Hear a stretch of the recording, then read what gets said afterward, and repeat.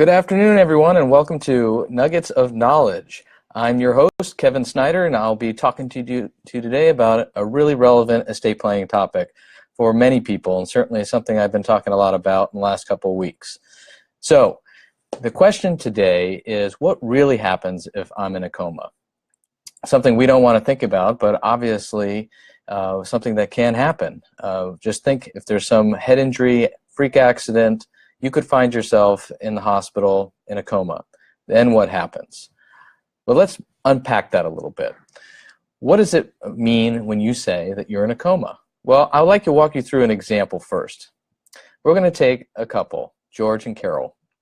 And George and Carol are a pretty average California couple. They're in their mid-50s, and they're having a wonderful life. Sadly, one day, George is in an accident, and he is admitted to the hospital. He's in a coma. Carol rushes over after she finds out what's happened and gets to the hospital.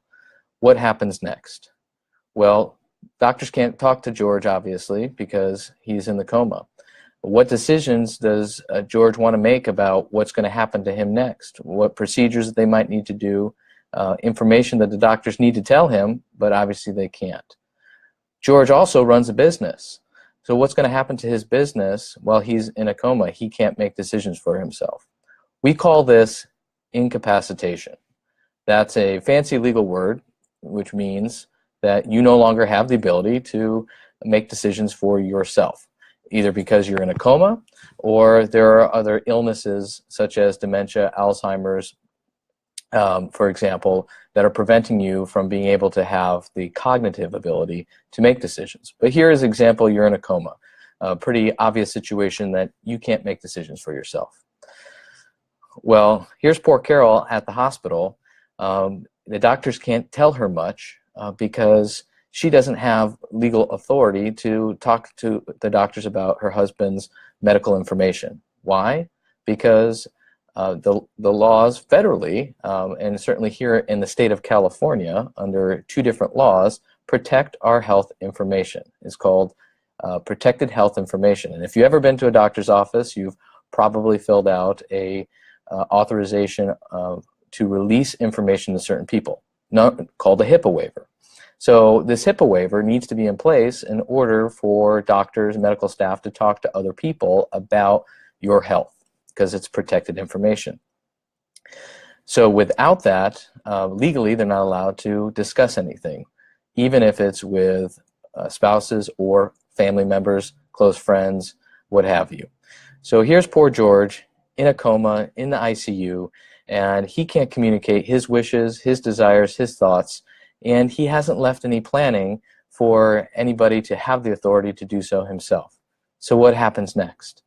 Well, Carol has to petition the court to be George's conservator. That's called a conservatorship, and that's a legal process which has you go to court through the probate court, and it's what I call probate 2. Because probate 1 we think about is what happens to my estate, my stuff after I die. And we talked a little bit about that last week. That's probate 1. Probate 2 is when your family or loved ones have to go to court in order to ask the judge to appoint them to be your conservator. In other words, your person that gets to make legal decisions medically and also financially.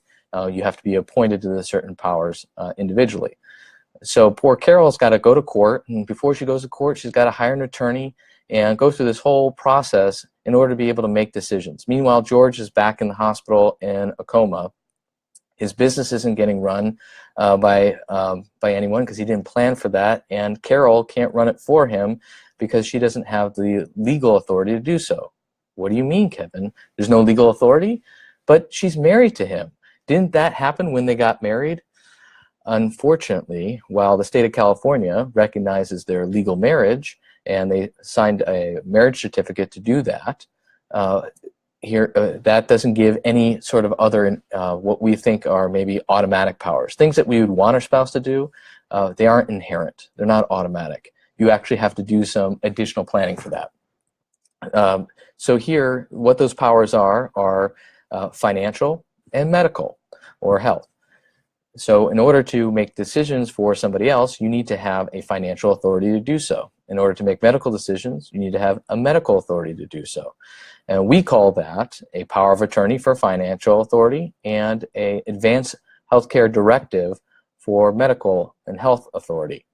Some other states call that a medical power of attorney, same idea. So what Carol's doing now that she's got to go to court and hire the attorney and spend that time and money is getting the court to authorize those authorities for her. And now that she's got appointed, after spending the money, the time, she then has to have a dialogue with the court on a periodic basis, ongoing, while George is still in that coma, to make sure that she is following up with her duties and the court is overseeing that. So it's an ongoing relationship. So it's not just a one-time thing. So what could have happened differently? Well, George could have done some good planning and created his durable power of attorney, as well as his advanced healthcare directive, and filled out a HIPAA waiver. And in addition to that, he could have also had a medical emergency card that he would keep on his person, so that if he got in that accident, immediately the emergency responders, the medical team at the hospital, would be able to see his contacts on his card right here, and then be able to contact them. Carol would have been notified sooner, and if not her, then some backups.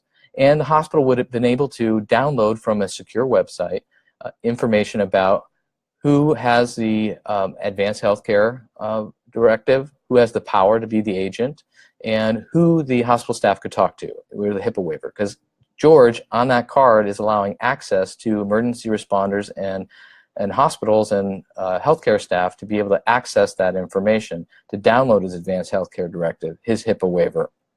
And if he had any sort of living will or declarations for, regarding life support, all that information is immediately accessible to the right people in the moment of need.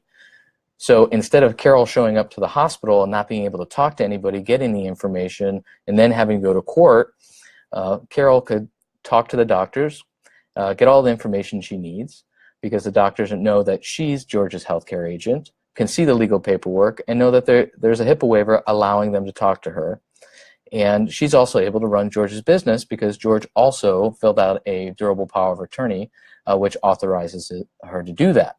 So because George did that planning, then the catastrophe, the tragedy of the accident, him being in the coma, is a little bit more manageable, and there isn't a lot of headache afterwards. So in summary, what happens when if you're in an accident, you're in a coma? Well, people can't make decisions for you at all. You have to go ahead and plan for that scenario in advance so that you can have the things in place, the planning in place, so that people can make those decisions. And not only that they can, but they know what decisions you would want them to make. And you can incorporate that into your planning. It's not simply a blanket authority. Here is my power of attorney. Here's my advanced healthcare directive, and you use your discretion. Of course, you can do that, but you can also be very specific in what certain financial powers you are providing or allowing for, and what sort of medical decisions you're allowing for, or instructions as far as what your wishes would be in certain situations. And you get to do that with your planning. And if you do that in advance, you can avoid the headache that George and Carol ran into. So I urge you this week to sit down, think about who would you want to be making decisions for you, for both your finances and your health, if you were to get in that accident and be in a coma. We don't want to think about that happening. We certainly put all sorts of protocols in place to be safe when we drive, or just be safe in our activities, and we often think, just as humans do, that that's not going to happen to us. But unfortunately, it might, and it could be a worse situation if it does. So take some time this week. Think about who your decision makers might be. Think about what decisions you might want to have happen if you're not able to make those decisions yourself. And then do your planning. Get it in place. Take baby steps in the planning. Maybe you do some planning in increments, but do some planning. So that's my task for you. My goal for you this week is to sit down and think about these things that we talked about. Shoot me some questions. Happy to follow up with any of you offline. And always looking for some great topics. This one was presented to me by a person in my neighborhood this week. What happens if I'm in a coma? Happy to answer any questions you have for the upcoming weeks. We're going to be doing this on a weekly basis, so visit our site, our Facebook page, like us on Facebook, shoot me a question on Facebook, or send me an email at kevin@snyderlawpc.com, and I will see you next week. Have an amazing week. Bye.